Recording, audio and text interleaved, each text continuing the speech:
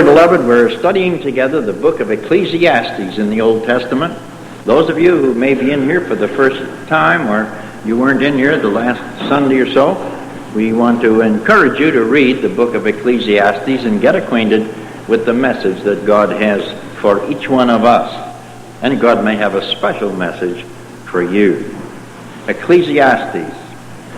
We're going to come now to the last verse of the first chapter and on into the second, where he talks about wisdom and works and wealth and wine. I want you to bear in mind that here we have the testimony of the moral philosopher, natural philosopher, Solomon, who's writing, as you know. And we picture him primarily as the older man, the more experienced man, the professor, if you will.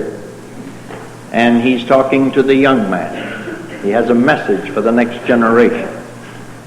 And he has a concern. He's sharing with him how he felt, what he went through, and so on. And he's trying to impart into this young man the real values of life. The theme that he's coming to, those of you who have read it through have seen it already, I'm sure. He's emphasizing more and more three great facts.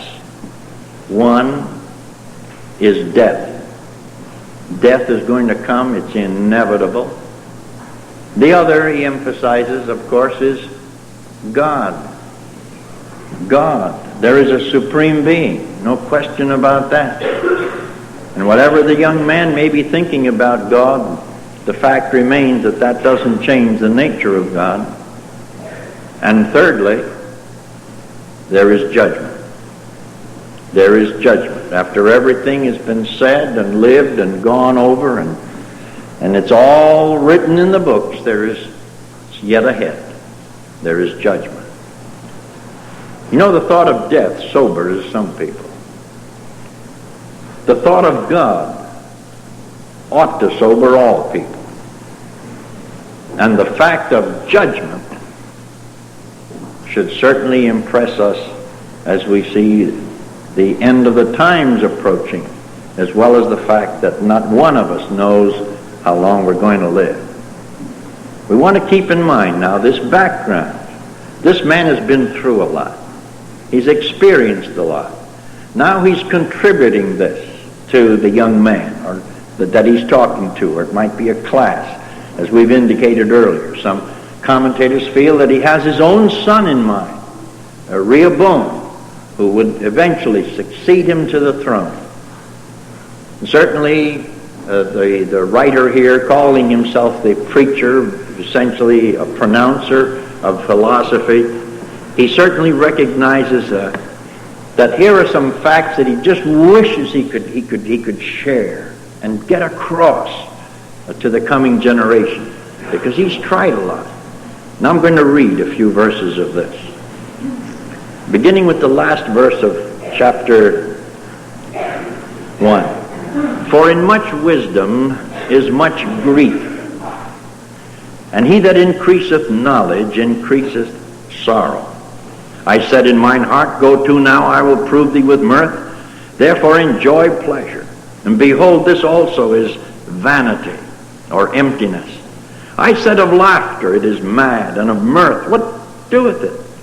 I sought in mine heart to give myself unto wine, yet acquainting mine heart with wisdom, to lay hold on folly, till I might see what was that good for the sons of men, which they should do under the heavens all the days of their life. I made me great works. I builded me houses. I planted me vineyards. I made me gardens and orchards, and I planted trees in them of all kinds of fruits. I made me pools of water, to water therewith the wood that bringeth forth trees. I got me servants and maidens, and had servants born in my house. Also I had great possessions of great and small cattle, above all that were in Jerusalem before me. I gathered me also silver and gold, and the peculiar treasure of kings and the provinces. I gat me men singers and women singers, and the delights of the sons of men as musical instruments, and that of all sorts. So I was great, and increased more than all the rest that were before me in Jerusalem. Also my wisdom remained with me, and whatsoever mine eyes desired I kept not from them.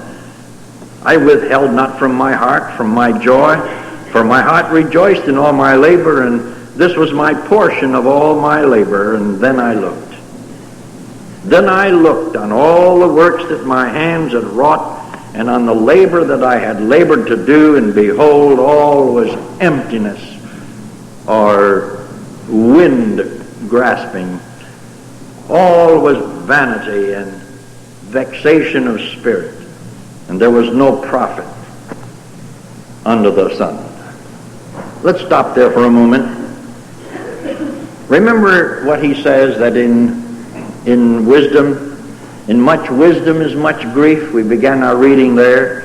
And he that increaseth knowledge increaseth sorrow. He's putting himself, or he tells the young man, that he himself was the guinea pig in this scientific test. He himself tried out these things in the experience of his own laboratory. The laboratory of what he himself went through, what he accomplished, and what he failed to accomplish.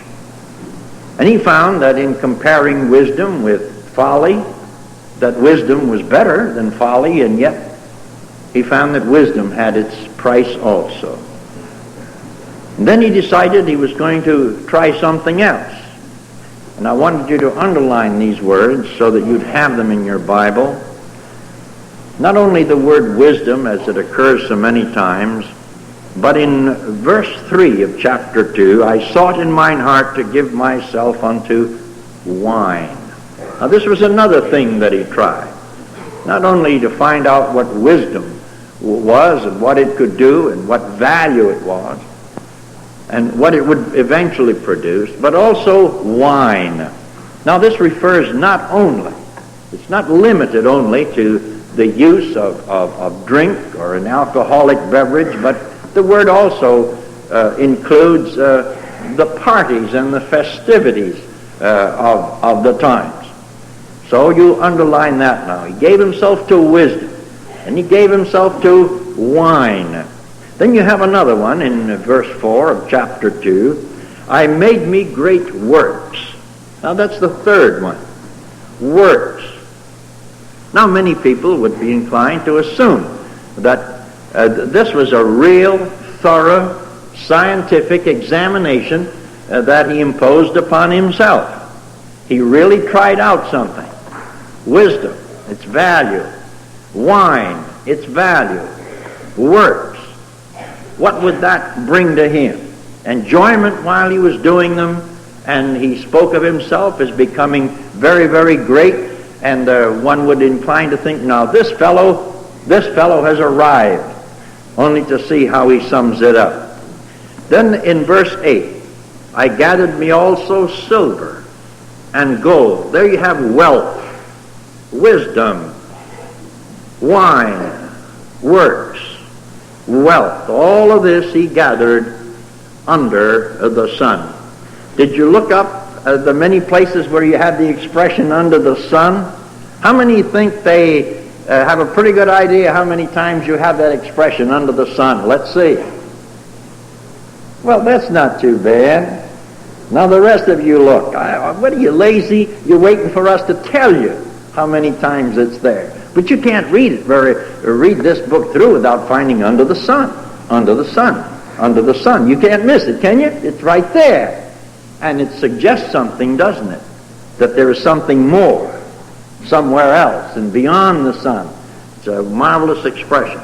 Now you remember that the assignment for this week was to get acquainted with the expression vanity of vanities, and to see how many times you have the word vanity or vanities. Now, how many think they have a pretty good idea how many times they found that? Let's see. Well, approximately the same number. We want a lot more, because this is his text. This is his thesis. This is what he's emphasizing. that all under the sun is emptiness, emptiness, emptiness, and vexation of spirit. Now remember now, he is speaking as the materialist who's living for the now and the under the sun. And he's also speaking as the natural philosopher, as he looks at things. But he also speaks as the moral philosopher who's trying to get some lessons out of all of this. And it's not an encouraging picture at all. We have to understand the reason why the Holy Spirit had this inspired and then included in the sacred writings so that we don't fail to get the import of this. Wealth, he tries wealth. Silver and gold, he says, and also the peculiar treasure of kings. I think that down through the ages, monarchs have always delighted in collecting precious things like artworks and so on. When one army moves on or has moved on to conquer another nation, they try to confiscate artworks and things that they feel are peculiar treasures, special treasures. And he accomplished all of that. Now you stop to think about it. Put yourself in the place of the young man who is listening to this or reading this. Put yourself in the class, in that college class that's listening to this professor as he explains what he did in the laboratory of his own experience, and then listen for his conclusions. Put yourself in the place of his son Rehoboam.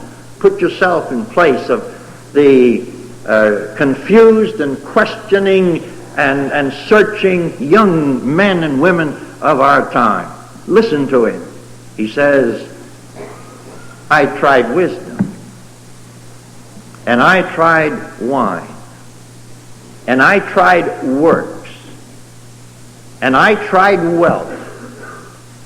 No one can say that he didn't give these things a fair test, because everyone knew that he had this.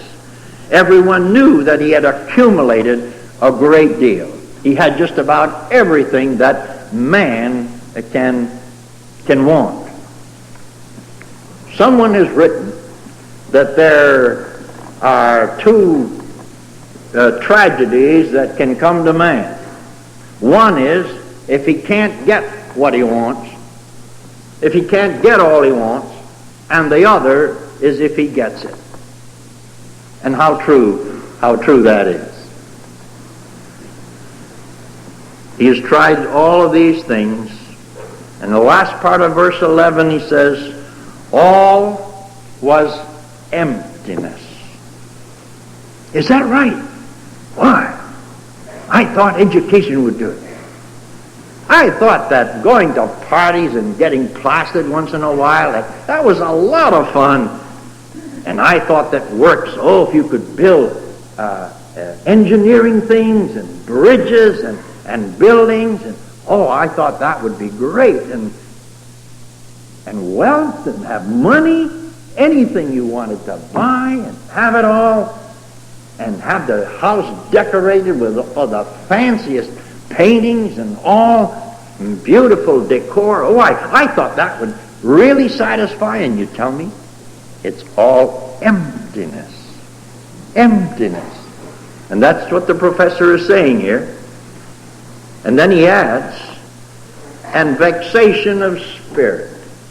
It's irritating because it's so frustrating. It's like grabbing the hold of the wind. You just don't get a fistful when you're all through.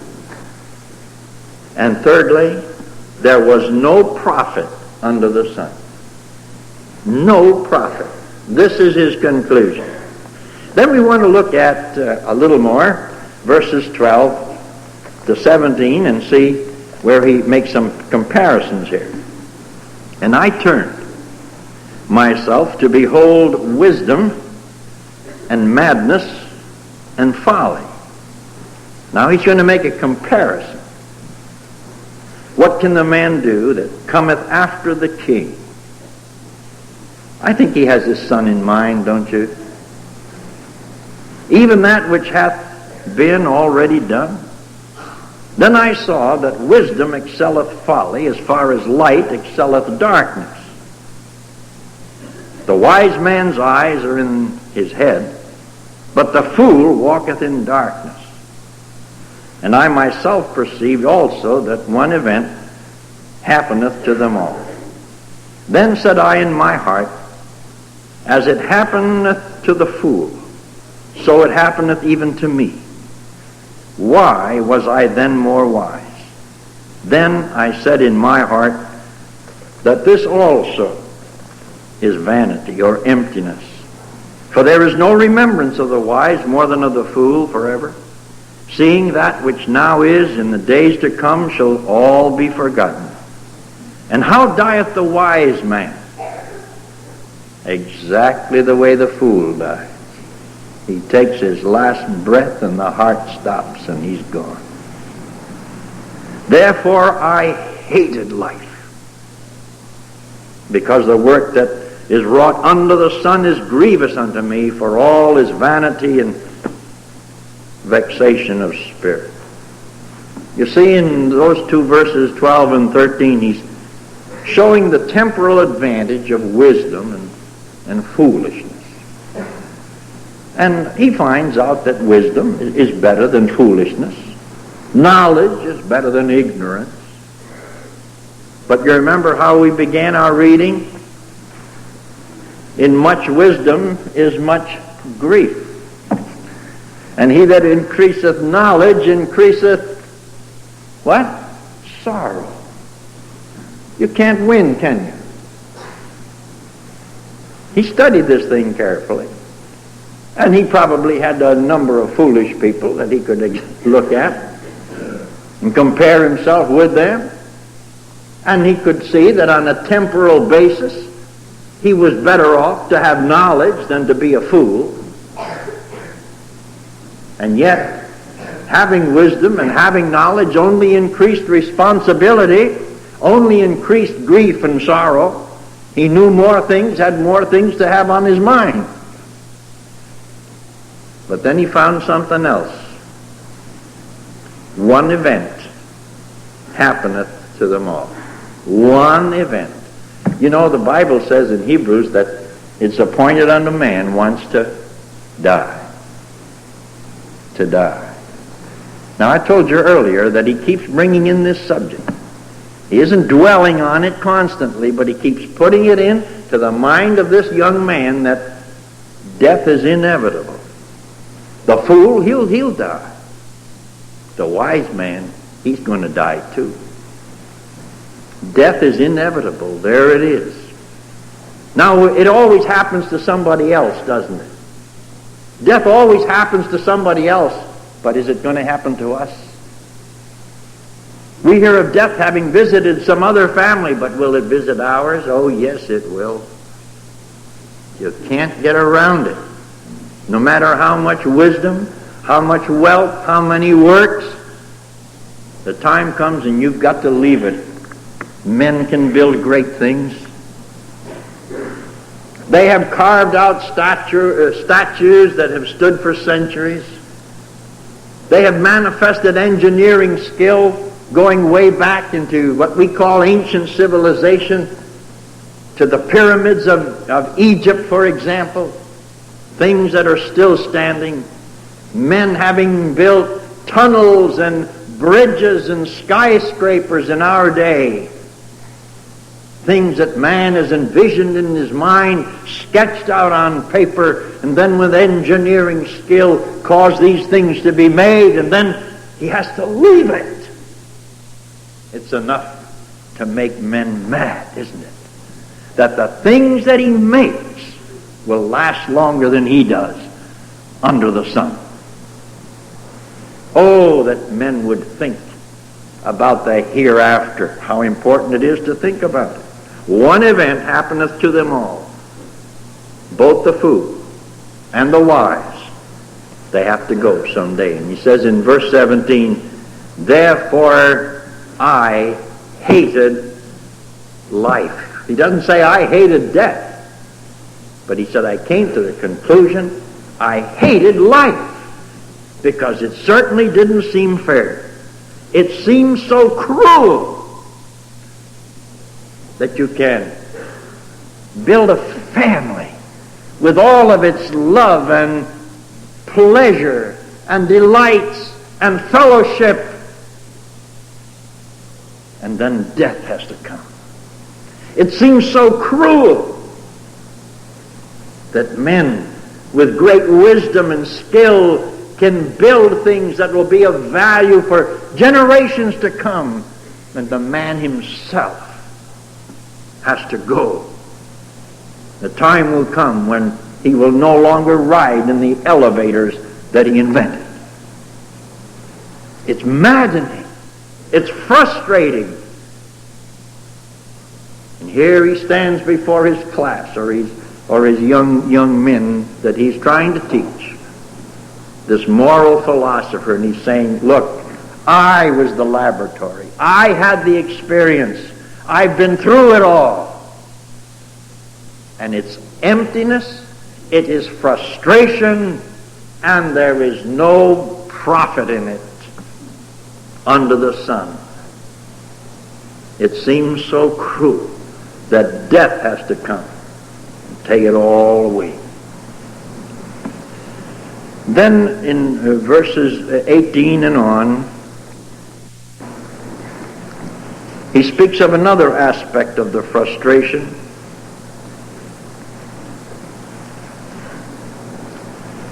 Yea, I hated all my labor which I had taken under the sun, because I should leave it unto the man that shall be after me. And who knoweth whether he shall be a wise man or a fool? Yet shall he have rule over all my labor, wherein I have labored, and wherein I have showed myself wise under the sun. This is also emptiness or vanity. Therefore I went about to cause my heart to despair of all the labor which I took under the sun. For there is a man whose labor is in wisdom and in knowledge and in equity, yet to a man that hath not labored, he hasn't done anything about it, therein shall he leave it for his portion. This also is emptiness and a great evil, for what hath man of all his labor and of the vexation of his heart, wherein he hath labored under the sun? For all his days are sorrows, and his travail grief, yea, his heart taketh not rest in the night. This also is emptiness, because he's got to die. And not only die and leave it, but he doesn't know who is going to get it and what they'll do with it. A doctor friend of mine had a very lovely home and quite a bit of land with it, and he'd spent quite a lot of time and money and personal labor himself, because he liked to go out and work himself.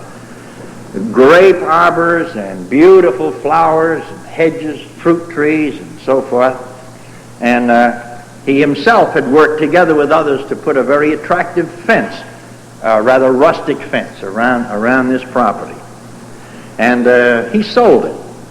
A few years went by, and then as he moved into the general New England area again, he and his wife thought it'd be interesting to go back and see where they used to live. And they went back, and he said it was heartbreaking. The people who had taken it over didn't have any interest in beauty. The fences were down, the fruit trees hadn't been pruned or cared for. The grape arbors were down on the ground. No one had paid any attention to them. Grass hadn't been cut for seasons, and it looked as though it was just abandoned, and yet people were living there. And he said, we felt so bad, we wish we hadn't gone to look at it. Well, of course, it wasn't something that had been inherited from him. It wasn't his son or his daughter. It was property that someone else had bought and then come into other hands. But Solomon is thinking about this. He works to build something. He puts his whole life and energy and strength into these things. As you know, with his viaducts and the pools and the channeling of water and all of this, a tremendous amount of public works in his day. And you remember, it really stirred up the Queen of Sheba to see all of this that he had done. Great engineering feats too. And after doing all of that, then to have in his mind that somebody's going to get hold of this. They're going to fill up the canals. They'll allow the water to become polluted. They won't take care of the streams or the aqueduct. They'll let the thing go to rack and ruin. And all of these trees, and he imported trees from other places. He had all kinds. We are not told how many, but we do know that he was quite an authority in botany and so forth. And he sees all of this going into the hands of someone who doesn't appreciate the time and the work and the effort that's gone into it. And he says, I hated life. Bad enough to have to die and leave it, but it's worse to think what might happen to it.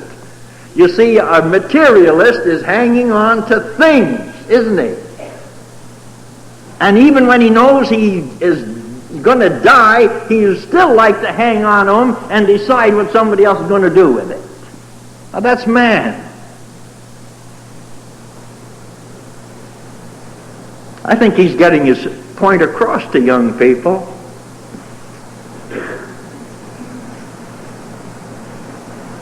Someone else. And that even makes it harder. And so he said, I hated life. I hated life. Well, now, if that's the case, if wisdom is better than being a fool, but only brings in grief and sorrow, and if wine doesn't satisfy, and if works really don't satisfy, you keep yourself awfully busy while you're doing it, but then when he says you go back and you look at what you've done, you get that awful emptiness. And if wealth doesn't do it, there are things money can't buy, you know. And you go back and look at what you've accomplished, and you walk through your galleries and all the paintings and all these things that you've accumulated, and it's all emptiness. If that's the case, then is suicide the best thing? No, he says. He doesn't advocate that. But he does say in verse 24, there is nothing better for a man than that he should eat and drink, and that he should make his soul enjoy good in his labor. Now that's the best that man can hope for. That's the best that man can hope for. Nothing better than that he should eat and drink and get pleasure out of life, out of his works, out of his labor, enjoy his job so far as he can, and that's the best. That's the best. Can the natural man offer anything else? Can the natural philosopher suggest anything else than to say, well, you're much better off if you can have fun. You're much better off. It's really better if you can be happy and if you can eat and drink. That's the best. But you can't guarantee it, can you? You can't guarantee it. To eat and to drink, people will quote this, and say, well, the Bible says eat and drink and be merry and so forth. Sure, you're going to hell, so there's nothing for you on the other side, and the best thing you can get out of life right now is whatever kick you can squeeze out of it. But remember this, you may not be able to get these things. How can you guarantee that you're going to have health? Young man, can you guarantee you're always going to have the appetite that you have now? Eating mother and dad out of house and home? Can you guarantee that you're going to be in perfect health condition even tomorrow? No. You remember we mentioned the other day about this, the head of the Rockefeller clan, John D. Rockefeller. He is a sick man who had carried his ailment for years, and he said he'd give $1 million, I think it was, to any medical man who could give him a new stomach. Oh, says, well, the best you can do is to eat and drink and get some pleasure out of life, but suppose it's denied you. Suppose you don't have the health to do it. Suppose you can't get these things, then what? It's pretty challenging, isn't it? Very challenging. Now we come to examine more carefully the genius in this that we've been reading. You see, having previously implanted the seed thoughts of death, and what's the other one? God, and what's the third? Judgment. See, and the reason you haven't responded more readily is because of the genius of the book of Ecclesiastes. Even though you've heard me mention it, these things creep into the subconscious mind of the young person who's listening before he realizes what's going on. The fact of God and the fact of death and the fact of judgment is going into him without the professor here belaboring the point unduly. Now he comes to this point where he's mentioning God again. You remember he just mentioned God briefly in the first chapter, didn't he? Just in passing. And then all of these verses go before he mentions God again. But he's saying, you know, if you're lucky or fortunate or privileged so that you can eat, you can drink, you have your health, and you can have fun, remember, it's God's gift. What a wonderful thing to say and to bring it in right here. Because the dual theme that is presented through this book throughout, you see, is that the best that man can get out of life is only by the goodness of God. And God doesn't owe any of us anything. He doesn't owe any of us anything. It comes from the hand of God, who incidentally favors the good man above the sinner. This is what he says. There's nothing better for a man that he should eat and drink, and that he should make his soul enjoy good in his labor. I mean, this would be an advantage. And this also I saw, that it was from the hand of God. For who can eat, or who else can hasten thereunto more than I? For God giveth to a man that is good in his sight wisdom and knowledge and joy, but to the sinner he giveth travail to gather and to heap up, that he may give to him that is good before God. This also is vanity and vexation of spirit. He keeps this dual theme. Under the sun, emptiness. And there is a God to whom you must answer. There it is. He shows the emptiness of life, a materialistic philosophy, if you will. It's empty. And no young man can stand up and say, that guy doesn't know what he's talking about. Because that guy does know what he's talking about. And everybody in Israel knew that he knew what he was talking about. He had the wealth. He had the works. He had tried the wine. He had the wisdom. He had done the examination. And he had himself in the laboratory as evidence and proof thereof, of the validity of his conclusion. And the young man has to say, well, look, if wine doesn't satisfy, and works do not satisfy, and wealth will not satisfy, and even wisdom will not satisfy, then what is the use? What is the use? And as he's just about led along the pathway of despair, he hears the professor say, and if you do get some good things out of life, don't forget, it's the hand of God. And in the ultimate, God favors the good over the wicked. Now I want you to notice this dual theme of the best that man can get out of this life before he goes to hell, and the other, that there is a God before whom we are responsible.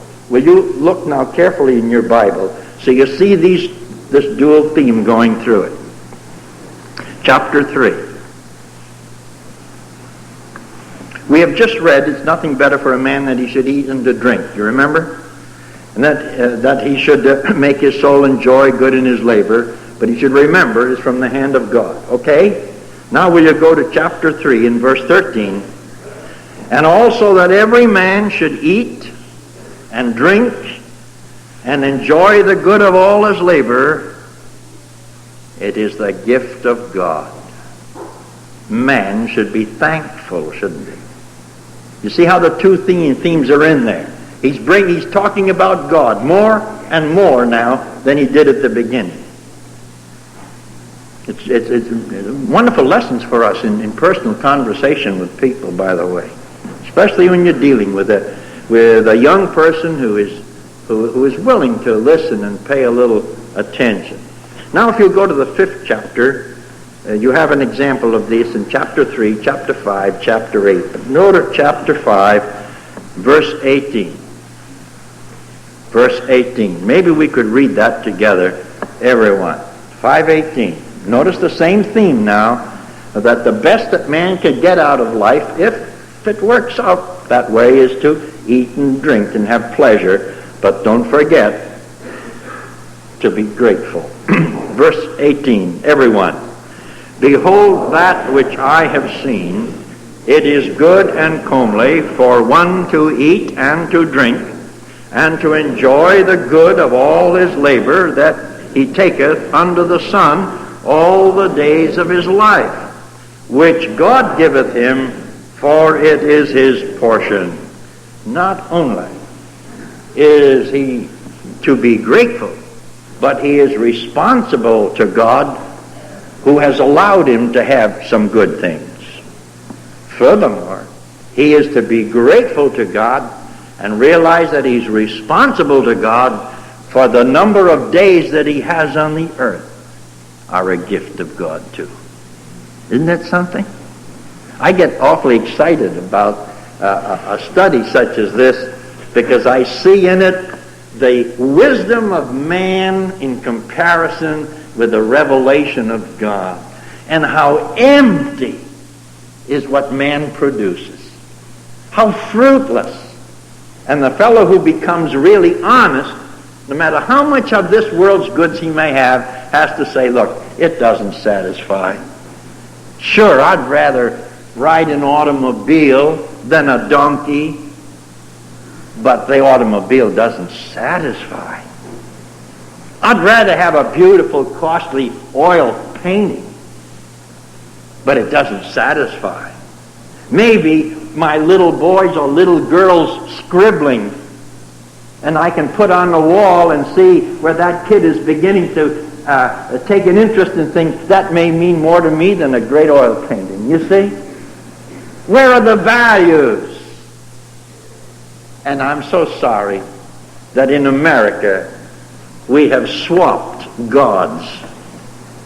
We have traded for the God who created heaven and earth, the God of Abraham, Isaac, and Jacob, and the God and Father of our Lord Jesus Christ, for the God of mammon and wealth and money.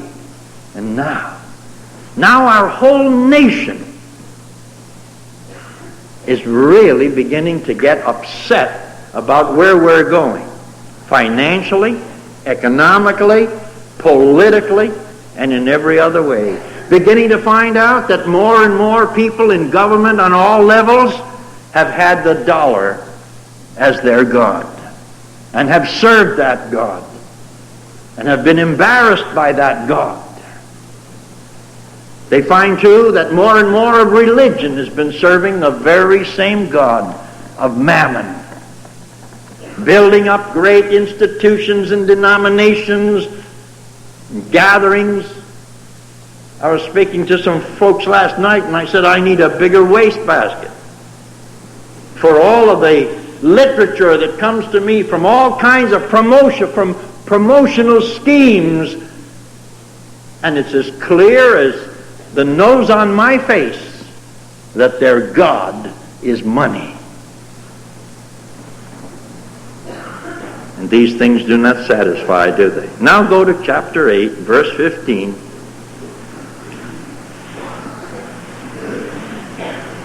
Verse 15, and then I commended mirth. You know, it's better to be wise than to be dumb. Okay. And it's better to have pleasure than not to have it. I mean, so far as experience is concerned. And here he says, it's better to have mirth. It's good. Because a man hath no better thing under the sun than to eat and to drink and to be merry. Now that's it. So when you hear people say that, you can say, oh, you're quoting the Bible, huh? I didn't know you knew the Bible. And they say, huh? But didn't you just say eat and drink and be merry? Yeah. Well, didn't you quote that from the Bible? I didn't know that was in the Bible.